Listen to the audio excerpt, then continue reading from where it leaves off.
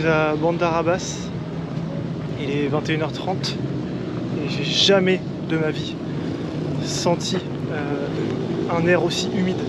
Je suis trempé, non pas par la sueur mais par l'humidité de l'air, il fait 33 degrés. Il y a la mer à côté, je sais pas du tout où est-ce que je vais dormir. Comme d'hab, hein, je dégouline. Autant vous dire que je vais pas bien dormir. Je sais pas si on le voit mais... Ouais, on le voit. Je suis trempé.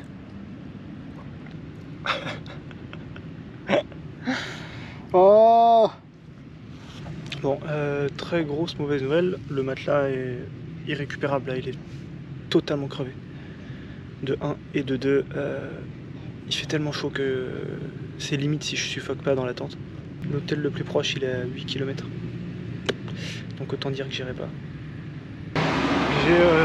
J'ai tout replié. J'ai trouvé une petite bouteille d'eau mais elle est déjà presque vide. Et là je me dirige vers un hôtel, j'ai pas le choix. Il fait tellement chaud. Je suis trempé. Mais c'est tellement bizarre que je me demande si c'est pas moi qui ai chopé un truc et que je suis malade quoi. Parce que les gens ils ont pas l'air d'être aussi trempés et d'avoir aussi chaud que ça quoi. Alors, ça m'étonnerait quand même. Je sors d'un hôtel, il me demandait 7 millions pour la nuit. Ça fait quasi 16 €. Je me répète mais j'ai retiré juste assez entre guillemets d'argent pour l'Iran. Étant donné qu'on peut pas utiliser les cartes bleues donc je peux pas me permettre de payer aussi cher. Salut, on est lundi et hier soir c'était pas une soirée facile. J'ai été récupéré par Manaf, un jeune de 30 ans hyper cool qui est venu à ma rescousse. Il est venu vers moi, il m'a dit bonsoir, etc. Il m'a demandé si j'avais besoin d'aide, je lui ai demandé s'il connaissait un hôtel pas trop cher. On a regardé tous les hôtels, ils étaient aux alentours de 50 $, donc beaucoup trop cher. Et donc il m'a hébergé. On a pris le petit déjeuner ensemble et là je suis dans son magasin d'électroménager avant de prendre le bateau pour aller sur l'île. Regardez à quelle vitesse je suis trempé. C'est dingue. Je suis aussi des tibias.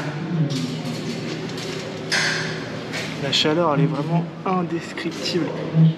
Et j'ai pas envie de rester là, clairement. Là je suis au bateau pour aller à Hormuz, donc juste ici, une toute petite île qui a l'air d'être super belle. Mais qu'est-ce que vous voulez que je fasse avec une chaleur pareille? C'est juste invivable. Je me demande comment ils font les locaux ici, ils doivent être habitués. Moi j'ai pas envie de m'habituer, j'ai envie de partir là. On est enfin arrivé avec le bateau, ça a duré plus ou moins 1 heure. Par chance, j'étais à côté du gars qui tient l'auberge dans laquelle je voulais aller. La nuit c'est 8,50 €, c'est plus cher qu'ailleurs mais bon on est sur une île. Et c'est la mieux notée parce que j'ai vu certaines notes sur d'autres auberges et ça donne vraiment pas envie.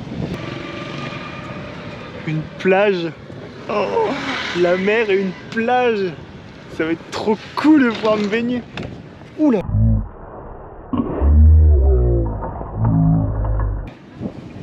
Crash en live, oh merde, il y a un gamin. Oh. Bah mince, ça m'a coupé dans mon élan, j'étais trop content de vous dire qu'il y avait la plage, la mer. Et il y a une maman avec son petit qui sont tombés à scout. C'est pas drôle mais ça vient de me gâcher mon moment, ça va ils vont bien. Je disais, la plage, c'est pas drôle, je suis vraiment horrible.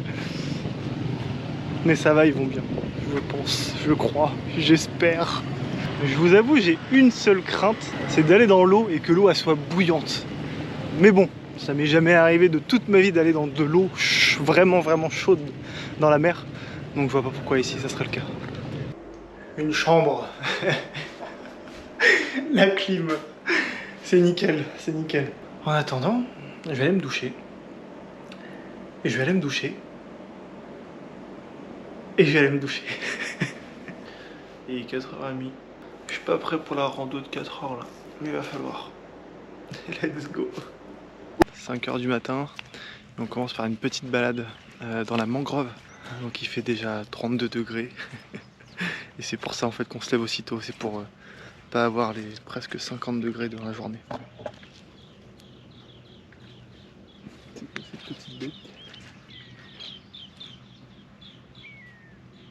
Sur la route pour aller jusqu'à la mangrove, ça puait énormément le poisson mort, donc une odeur nauséabonde.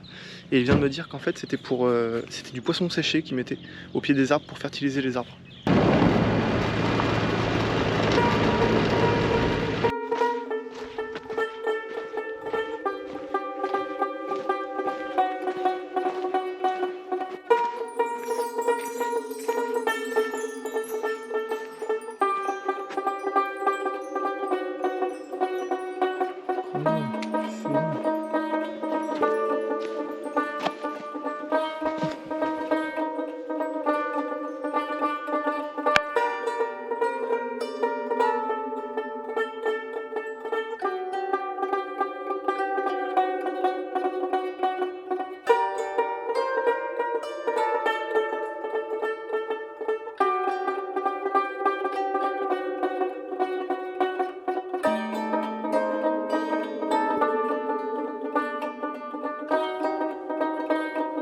Nous sommes dans la vallée de Safran.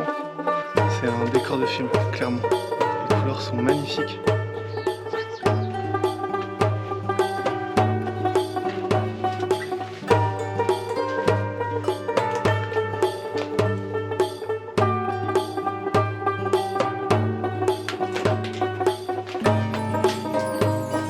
Ce sont des gros blocs de sel.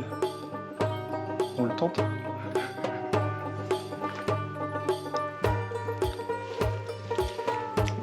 C'est bien du sel.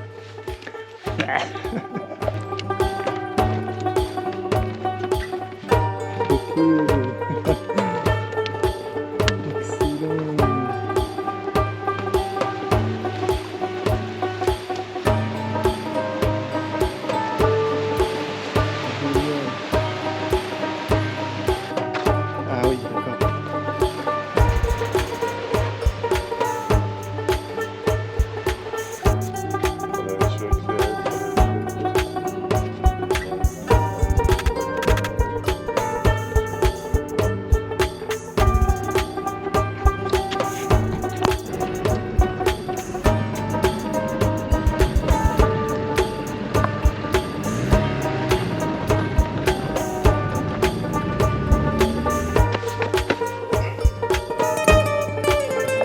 Toutes les couleurs.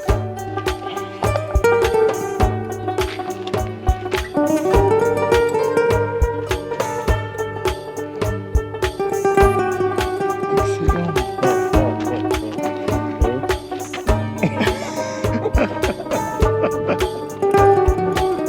C'est bon, c'était un rituel à passer.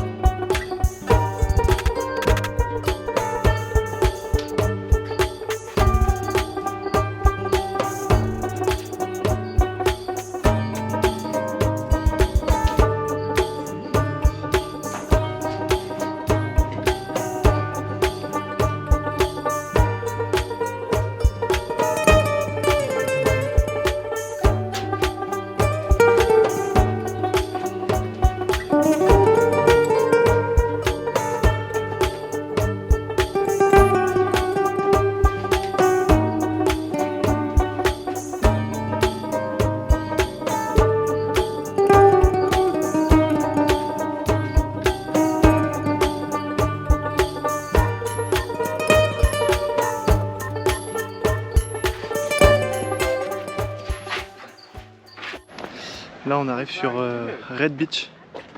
Généralement sur internet les photos elles sont magnifiques etc. Les couleurs vraiment pétantes. Et bah pour une fois c'est le cas. Regardez derrière moi.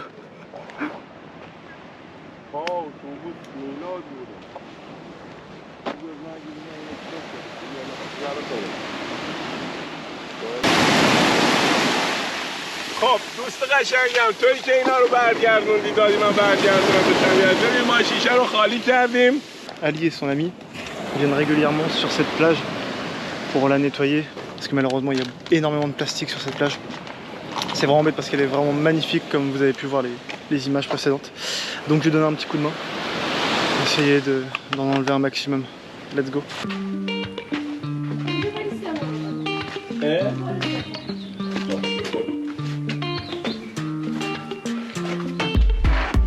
یعنی اینجا اکثریت میگن که غروب دره مجسمه.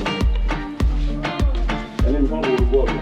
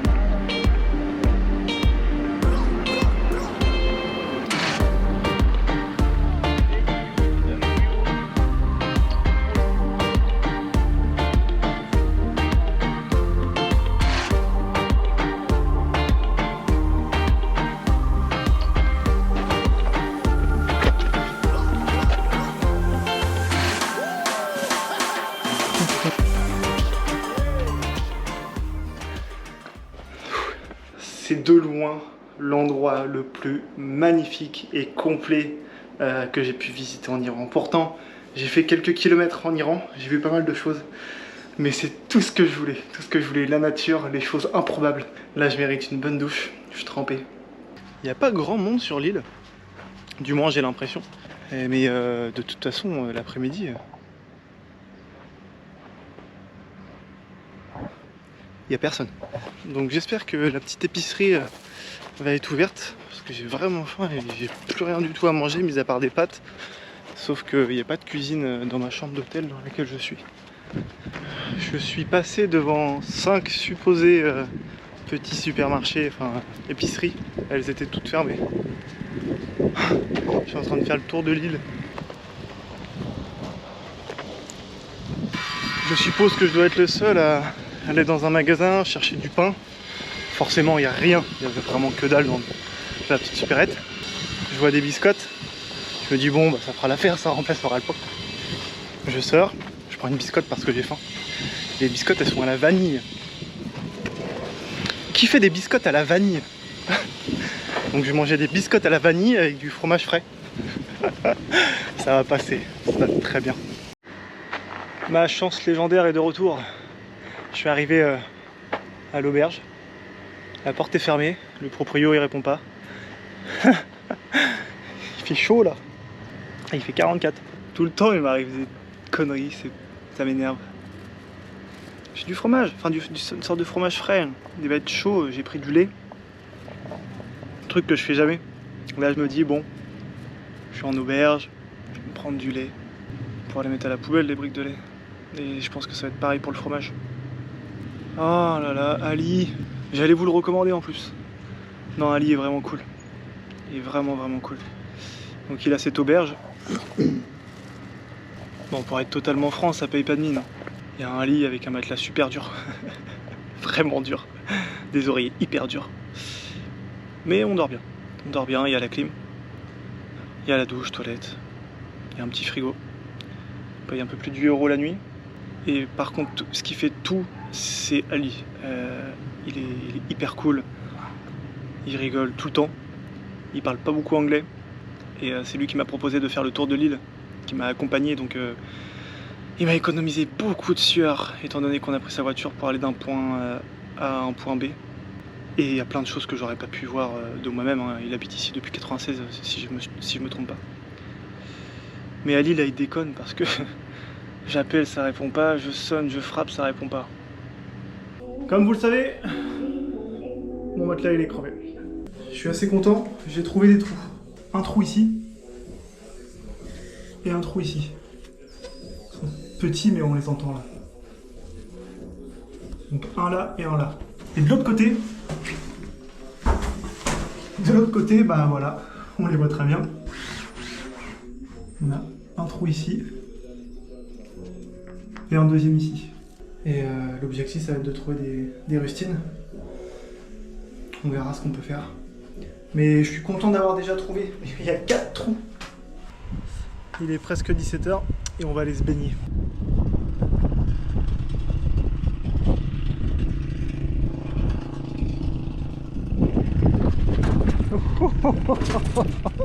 Ils sont combien? Comme je le disais, les chats ici sont vraiment sauvages. Et ils ont un physique un peu atypique parce qu'ils sont super fins, poils courts. Et ils sont bien musclés. Ils ont une bonne tête de félin avec des oreilles plus grandes que les chats dont on a l'habitude de voir. J'aime bien ce genre de chat. C'est toujours aussi désertique, il n'y a personne. Hein. Les gens restent à l'abri à mon avis l'été. Ils sortent que très tôt le matin et sans doute très tard le soir.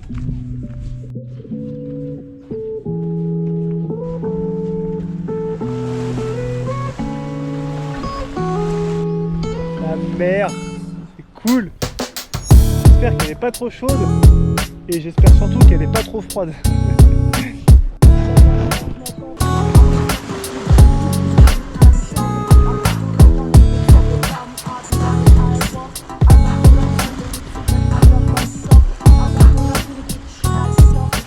Je me mets torse nu et en short en Iran.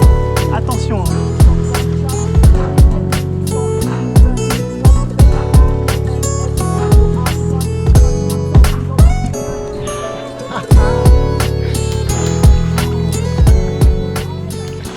À votre avis, elle est chaude ou elle est froide?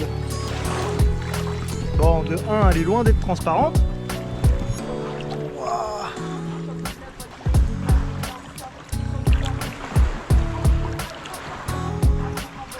Bon, faire du suspense, sans déconner, j'ai jamais été dans une eau aussi chaude. C'est dingue, on n'est pas bien là. On est tout seul, la solitude parfois c'est compliqué, je dois vous l'avouer. Surtout depuis quelques semaines là, je rencontre énormément de gens sympathiques, etc. Mais ça remplace pas en fait mes amitiés que je peux avoir en France, ma famille. Et ça se ressent en fin de compte. Plusieurs fois on m'a demandé si ça allait de voyager tout seul, comment je faisais, etc. Et étonnamment je gère par rapport à ce que je pensais. Mais là ouais, les dernières semaines c'était un peu plus compliqué de pas avoir de compagnon de route. Je suis vraiment solo, même si je rencontre des gens, mais je rencontre les gens pour une journée, une soirée. Donc là, la mer, c'est un petit lot de consolation, je vous avoue, ça fait du bien. Il y a une tortue. Ah! J'ai pas pris mon masque. J'ai vu le bout de sa tête ressortir de l'eau.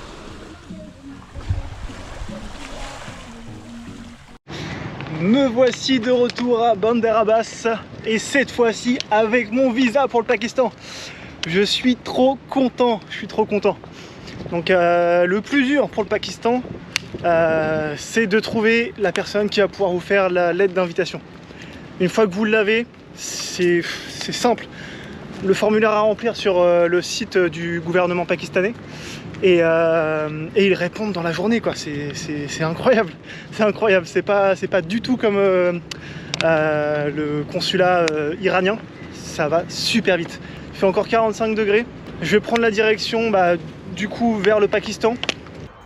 Aujourd'hui c'est l'anniversaire de ma petite sœur chérie, donc je voulais lui faire une petite dédicace. et te dire que je t'aime très très fort. J'espère que tu as été sage et que papa et maman ils t'ont bien gâté. Je te fais plein de bisous, je t'aime. Nous sommes vendredi, nous sommes à Zahedan, vraiment pas très loin de la frontière afghane et la frontière pakistanaise, la frontière qui nous intéresse.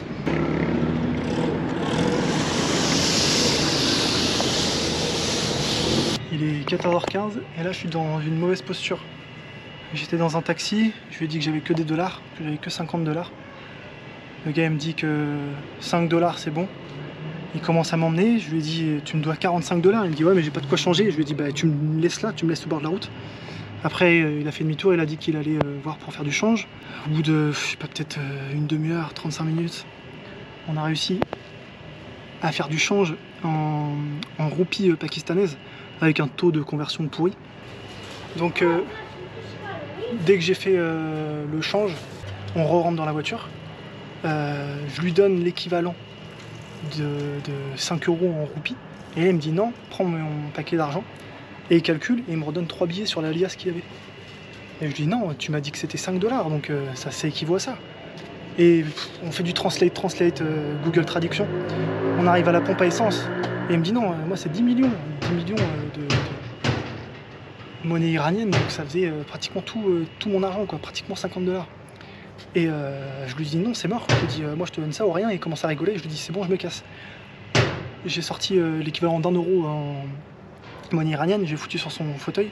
Il me dit en gros il me dit rentre dans la voiture, je te ramène à la gare de bus. Je lui dis non c'est bon, pas besoin, je prends mon sac. Et là il a commencé à parler aux gens qui avaient à la pompe à essence. Et je me suis barré, j'ai traversé la route. Donc là je suis dans une ruelle. Je suis dans une mauvaise posture. Je suis dans une ruelle, je sais pas comment faire, j'ai presque plus de batterie sur le téléphone. Le jour où je pars d'Iran, quoi. Je suis à côté de la frontière afghane et à 1h10 de la frontière pakistanaise. Tout ça parce que j'avais pas des petites coupures. Dans ma malchance, j'ai trouvé des rustines à un réparateur de pneus, s'il en avait, et du coup oui, c'est des grosses rustines pour pneus de voiture. J'en ai peut-être une quinzaine. J'espère que ça va fonctionner et j'ai payé ça 40 000, donc moins d'1 €.